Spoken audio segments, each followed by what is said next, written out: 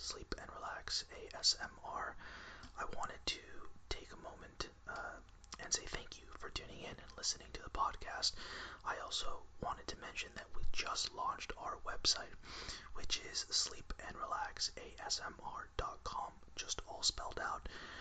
The website has all of our show episodes, news and announcements, and it also has information for brands that are interested in sponsoring the show. But most importantly, the website will make it easier to connect with you guys. And I would love to get in touch with as many fans as possible. So I invite you guys to check out sleepandrelaxasmr.com. It's all spelled out. If you're confused about the spelling, just check out the show notes, and there will be a direct link. But that's all for now. Thanks again for tuning in, and enjoy the episode.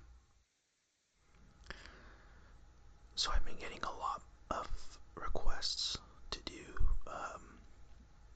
more episodes reading novels or short stories. So I thought a nice one to start off with would be Oliver Twist by Charles Dickens. So without further ado, let's start the novel.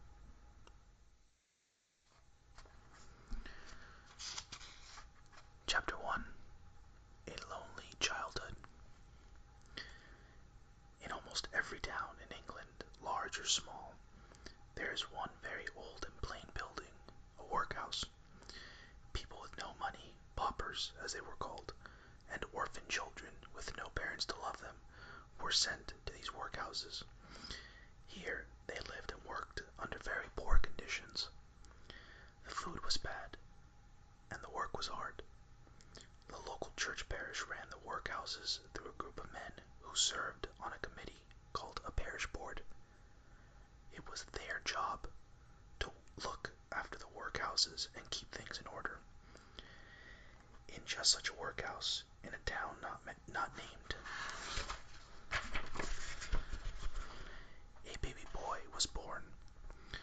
A local doctor and an old nurse named Old Sally helped with the baby's birth. The baby boy took a big breath, sneezed, and let out a loud cry. His mother lived just long enough to whisper something in the old nurse, and then hold her baby in her arms and give him one kiss. Pausing by the bed, the doctor said, "She was a good-looking girl. Where did she come from?" "She was found lying in the street," replied Old Sally. "She must have walked a long way, for her shoes were worn to pieces. Where she came from, or where she was going to, nobody knows." "It's a sad story when a baby's mother dies and no father is around," said the doctor. The child was left in the workhouse and given the name Oliver Twist. The names were just made up according to the alphabet. They needed a last name beginning with T. Twist was as good as any, and so was Oliver. The baby's father might have been a rich man or a beggar. Nobody knew, for he could not be found. So the tiny child was an orphan who would be kept in the workhouse, where he would never get the love and care a child needs. Instead, he would be made fun of and treated badly.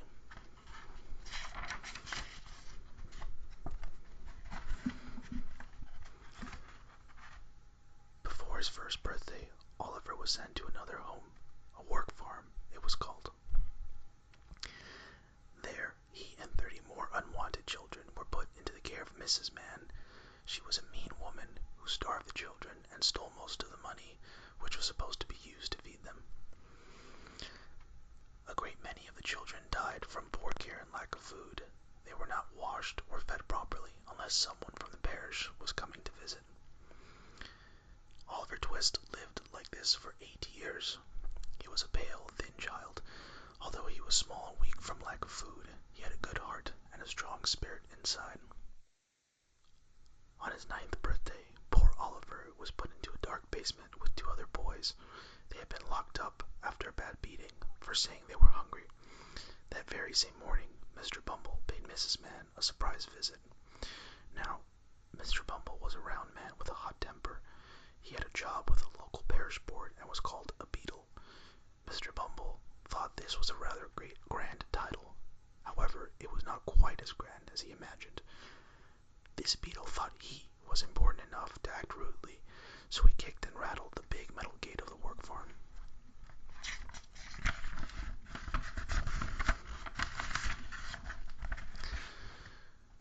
"Do you think this proper, Mrs. Mann, to keep a parish board member waiting?" he grumbled. With great respect, Mrs. Mann took the man's hat and cane and placed them on the table. Bumble told Mrs. Mann and that Oliver Twist was now 9 years old and ready to leave the farm and return to the workhouse. Soon a freshly scrubbed Oliver was led into the room. He was given a slice of bread, and a little brown cap was placed on his head. Then Mr. Bumble led him away from the awful home, where not one kind word or look had ever brightened his day.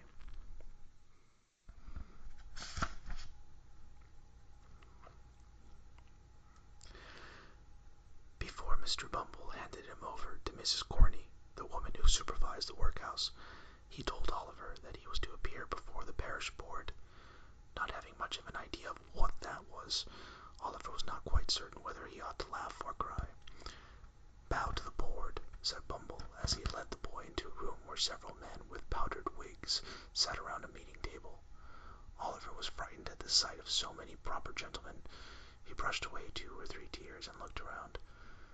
The only board he saw was the long board of the table, so he bowed to that. Mr. Bumble gave him a quick tap of his cane from behind, which made him cry. "The boy is a fool," said one of the well-dressed gentlemen in a fancy white coat.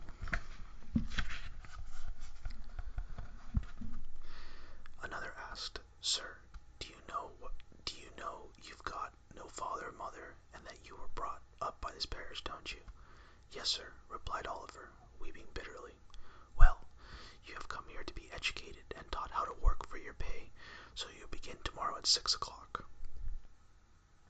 Oliver was hurried away to a huge room full of rough, hard beds. There he sobbed himself to sleep. The workhouse was an awful place, to be sure. The only food Oliver and the other boys ever got was a watery cereal called gruel, and no more. The copper bowls never needed washing. The boys polished them with their spoons, scraping up every last little bit. Then they would sit staring at the empty pots with their eager eyes, sucking their fingers. The poor boys got weaker and weaker. After 3 months, the boys held a meeting to see which of them would walk up to the master after supper that evening and ask for more food. They all drew straws, and Oliver lost.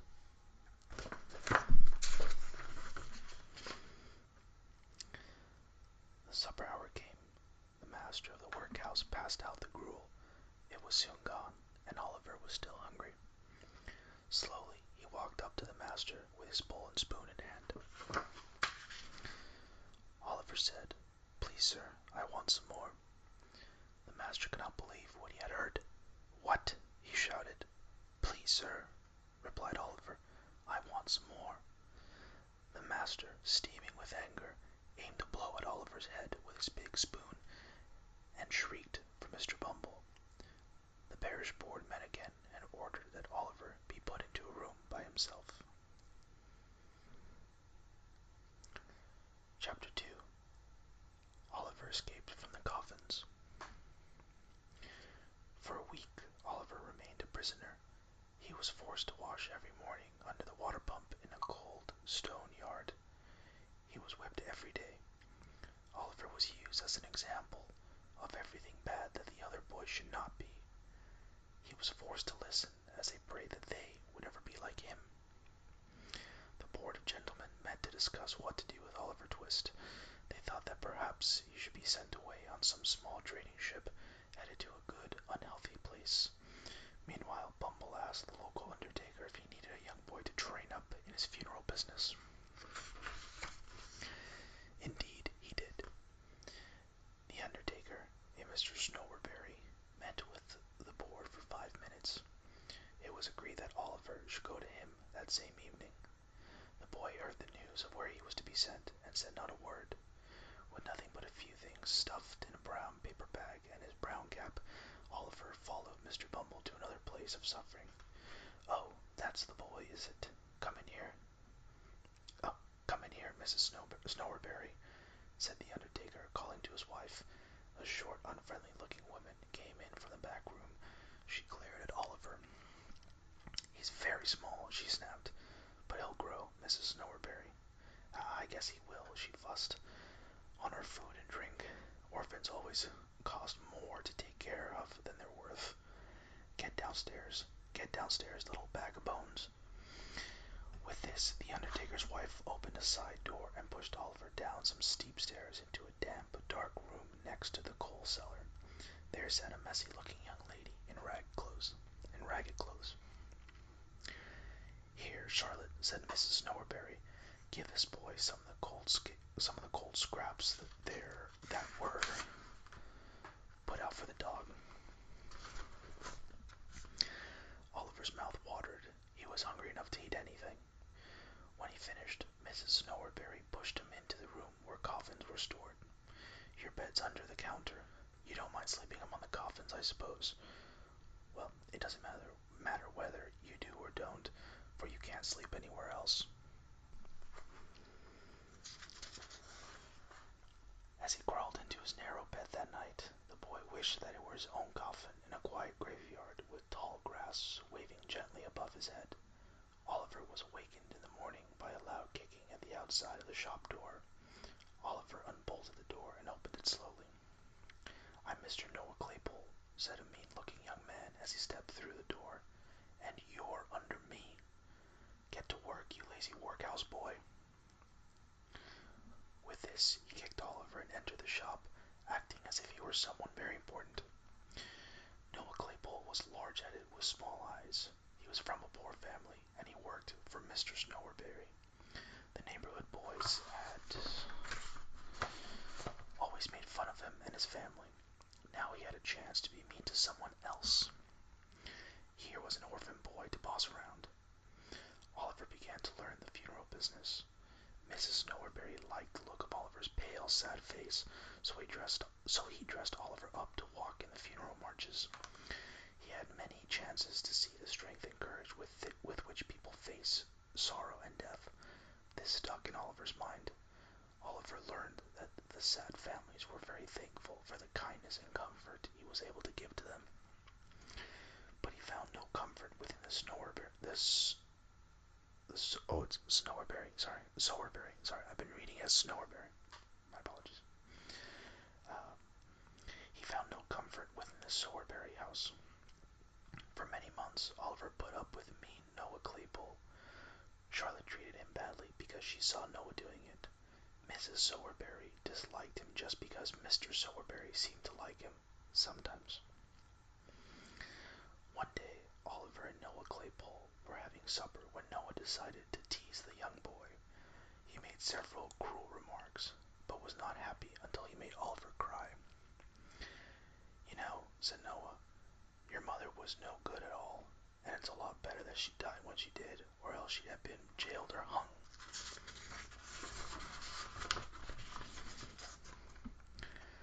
Oliver jumped up, his face red with anger. He grabbed Noah by the throat, and shook him until his teeth chattered in his head. With one heavy blow, Oliver knocked the young man to the ground. "Help! Help! He's murdering me! Charlotte, help! Oliver's gone crazy!" cried Noah.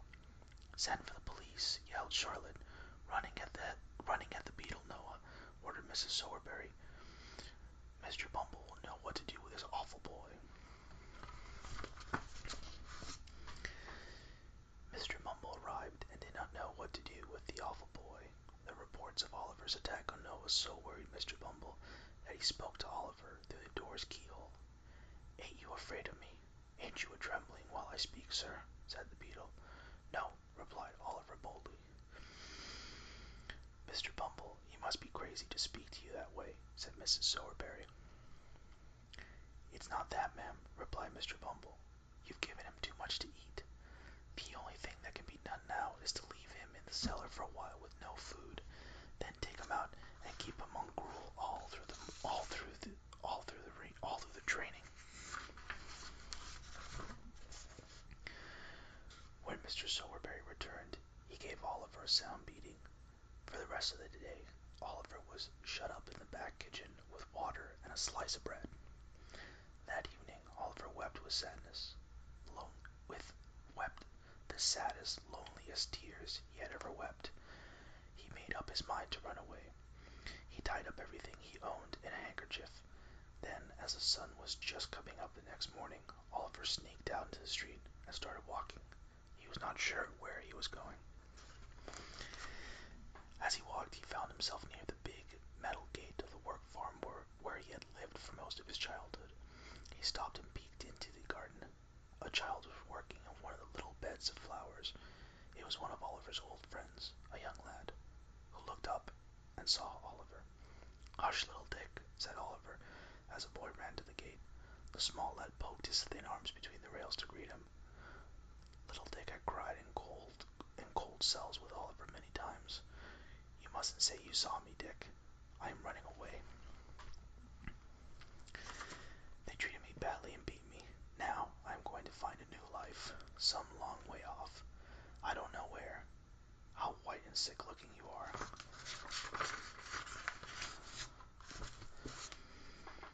"I heard the doctor tell him I was dying," replied the lad with a faint smile.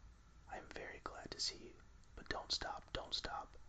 I shall see you again, Dick. I know I shall. You will be well and happy." "I hope so," replied the child, putting his arms through the gate and flinging them around Oliver's neck. "Goodbye, Oliver. Bless you." The blessing was from a young child's lips, but it was the first one that Oliver had ever been given in his whole life. He never forgot it. Chapter 3. Oliver meets Fagin and his band of thieves. Oliver decided that he would go to London. Not even Mr. Bumble could find him there. Maybe somewhere in that big city, someone would take a homeless boy off the streets. It took him 7 long, heartbreaking days to reach London. Early on the 7th morning, still outside of the city, Oliver sat crouched down on the step. He noticed that a boy was looking at him with great interest. The boy was about his age. He was one of the strangest looking boys that Oliver had ever seen. He was dirty, and he had small, sneaky eyes. He wore a man's coat, which reached nearly to his heels, and he kept his hands stuffed in the pockets of his trousers. He wore a grown man's hat, which kept sliding to one side. "Hello, what's up?" the strange boy said. "I am very hungry and tired," replied Oliver in tears. "I've been walking for 7 days." "Going to London?" asked the boy. "Yes," replied Oliver.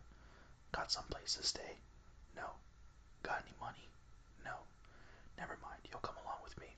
I stay with a merry old gentleman who will feed you and take you in." The hungry boy decided to accept the offer. When they stopped to get a bit of food, Oliver discovered that the boy's name was Jack Dawkins. His friend called him the Artful Dodger, because he was such a sly, clever rascal. Late that night they entered London, a dirtier or worse place Oliver had never seen. The streets were very narrow and muddy, and the air was filled with bad smells. There were children everywhere. Even at that time of night, they were crawling in and out of the doors or screaming from inside the homes and shops.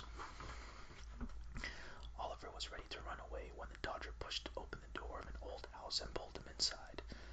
There stood a very old man with a cooking fork in his hand.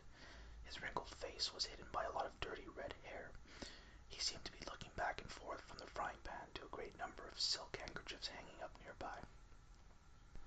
Seated round the table were 4 or 5 boys, none older than the Artful Dodger. They were smoking long clay pipes and acting more like men than boys. I've brought a pal. This is him, Fagin," said Jack Dawkins to the old man. "My friend, Oliver Twist."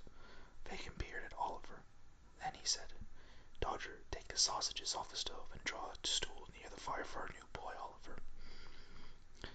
The boy ate his share and took a drink Fagin handed him. Afterward he felt himself gently lifted onto a stuffed sack, and he sank into a deep sleep. It was late the next morning when Oliver awoke. There was no other person in the room but the old man.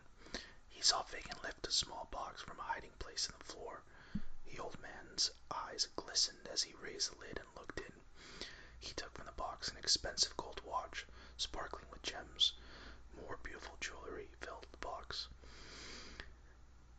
Fagin took out one small piece. There seemed to be some writing on it. In his chair, he muttered, "What a fine thing it is. The dead men never tell."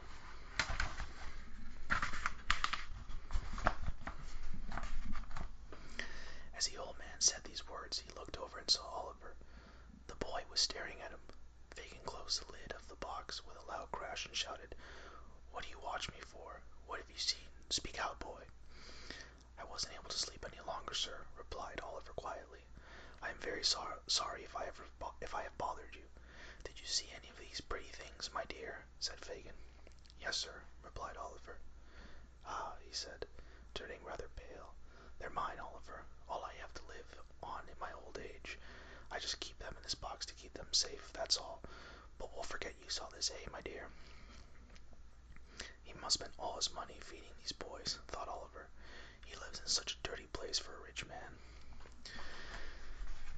Soon the Dodger returned with a lad named Charlie Bates. "I hope you've been at work this morning, my dears," said Fagin to the two boys.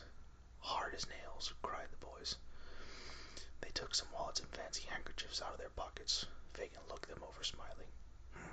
Said Fagin.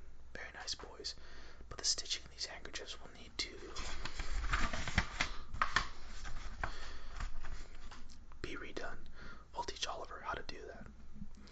After they ate, Oliver watched as the old gentleman and the boys began playing a very strange game. Fagin filled his pockets with an eyeglasses case, a fancy pocket handkerchief, and several other valuable things. He then trotted up and down the room with a stick, as if he were an old gentleman on the streets with his walking cane. Sometimes he stopped at the fireplace, and sometimes at the door, making believe that he was staring into shop windows. All this time Charlie and Dodger followed around near him, getting out of his sight every time he turned. At last the Dodger stepped on the old man's toes. At the same time Charlie took the pocket handkerchief and the glasses came from his pockets. But the old gentleman felt a hand in one of his pockets, so he cried out, and then the game began all over again. After the game, two young ladies stopped by. One was named Bet and the other Nancy. They visited a bit, and then the Dodger and Bates and the two young ladies all left and went outside. The kindly Fagin gave them money to spend.